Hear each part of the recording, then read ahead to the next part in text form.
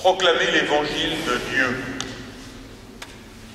Ça commence par cela, le ministère de Jésus dans l'évangile de Marc. Sitôt après avoir été baptisé par Jean et être resté un peu à côté de lui, il se mettra à proclamer la bonne nouvelle. C'est l'urgence. Cette bonne nouvelle, nous qui avons déjà lu la fin de l'histoire, on la connaît. On la connaît, la bonne nouvelle, c'est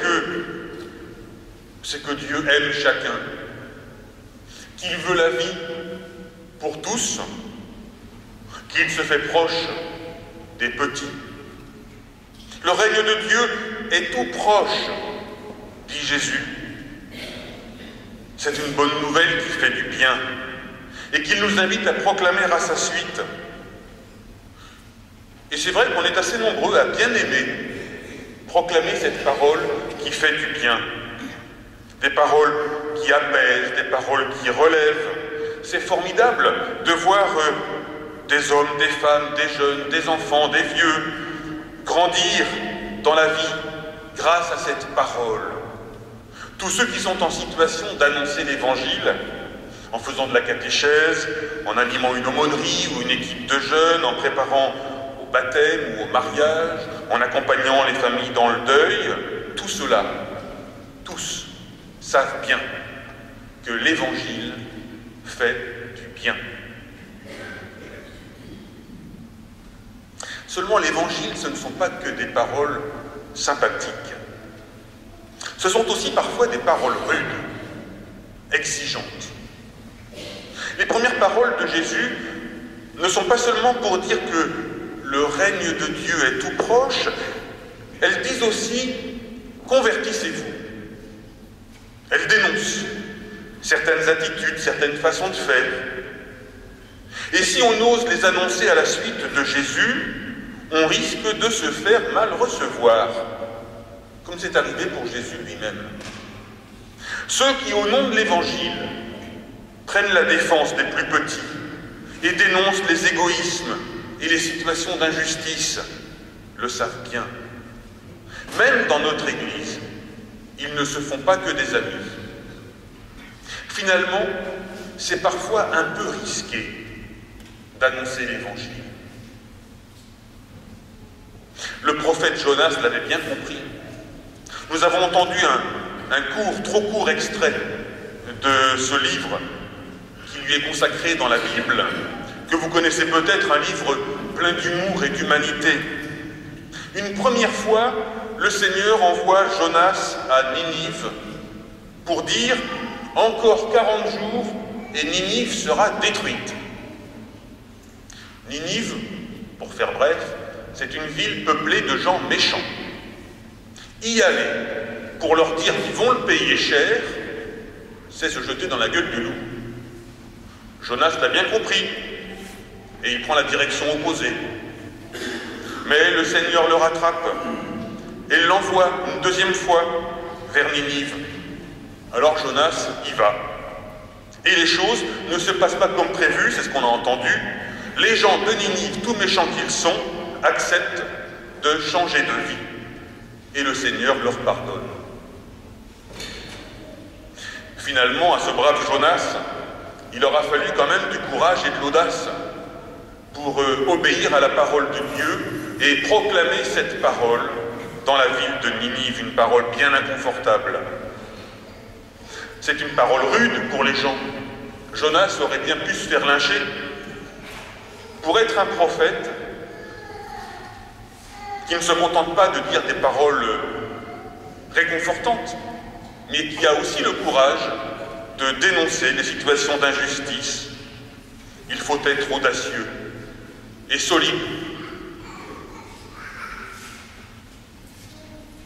Et donc on se dit que ce n'est peut-être pas pour nous. Beaucoup d'entre nous, à raison peut-être, se disent qu'ils ne sont pas très audacieux, ni très solides. Ça n'est pas très nouveau. Et je crois que c'était déjà le cas à l'époque de Jésus. D'ailleurs, c'est sans doute pour cela que Jésus n'a pas recruté ses disciples par petite annonce. Il n'a pas demandé devant les pêcheurs de Galilée, « Qui veut marcher à ma suite ?» Il n'aurait sans doute pas eu beaucoup de candidats. Il a dit à Pierre, à André et aux autres, « Venez, venez à ma suite. » C'est un peu comme cela qu'on procède dans une paroisse. On ne se contente pas de dire « Qui veut bien assurer la catéchèse pour une équipe d'enfants ?» On appelle des personnes qui souvent hésitent, se disent qu'elles ne sont pas capables, mais qui parfois acceptent de se mettre en route.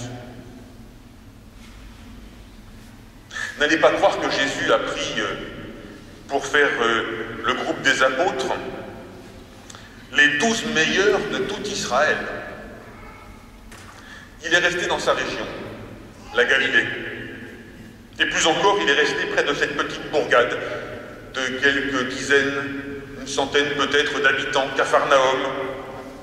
Il a posé son regard sur des hommes qui avaient un travail, qui, sans doute, ne savaient ni lire ni écrire. Et il leur a dit, « Venez, venez à ma suite. » Ce n'est pas encore pour eux le moment de la mission. Ce n'est pas encore l'heure d'annoncer l'Évangile. Plus tard, il leur dira « Allez ». Pour le moment, il leur dit « Venez ». C'est peut-être cette parole que vous entendez, vous les catéchumènes, cette parole du Christ qui vous dit « Venez ». Alors ils vont commencer par suivre Jésus, par l'écouter, par apprendre à l'aimer. Et puis, quelque temps plus tard, ces hommes qui ne savaient pas grand-chose, qui étaient restés dans leur petit coin de Galilée, deviendront les colonnes de l'Église. Ils n'étaient pas prédestinés à cela. Ils n'en étaient même pas capables. Mais Jésus les a rendus capables de le faire. Notre évêque, le père Jean-Paul Jamme, vient d'écrire une lettre pastorale. Peut-être vous l'avez lue, sinon vous la lirez. Elle est adressée à tous et elle s'intitule « Une audace nouvelle pour annoncer la parole ». Elle est destinée à chacun de vous parce que chacun est appelé, comme disciple du Christ, à annoncer l'évangile du Christ, d'une façon ou d'une autre. D'ailleurs, vous qui êtes baptisés, et plus encore vous qui êtes confirmés, vous avez déjà répondu à l'appel du Christ qui dit « Venez », autrement vous ne seriez pas là ce matin, et c'est à vous qu'il dit aussi « Allez, va ». N'oubliez pas, comme le montre l'exemple des apôtres, que Dieu n'appelle pas ceux qui sont capables, mais qu'il rend capables ceux qu'il appelle. Entendons les appels qui peuvent nous être lancés de la part du Christ, et particulièrement ceux que notre évêque lance à toute l'Église diocésaine dans sa lettre pastorale. C'est sur nous que le Christ compte, sur chacun de nous, pour que son évangile soit annoncé. C'est urgent. Il y va du bonheur du monde et du nôtre.